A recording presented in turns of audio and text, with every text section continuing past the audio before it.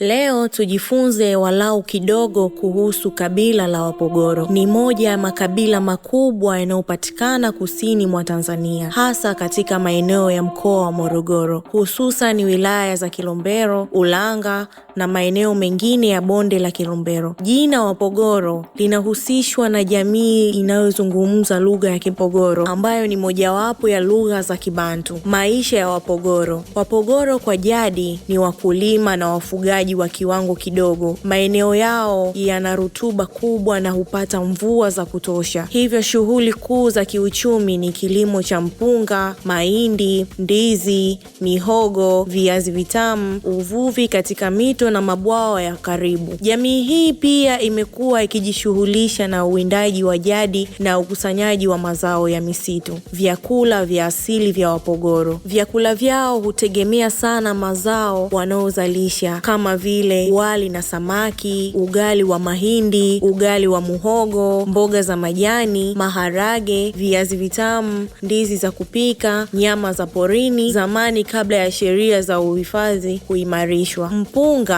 ni zao muhimu sana katika maeneo mengi ya Wapogoro. Hivyo wali ni chakula kinachopendwa sana. Mila na desturi.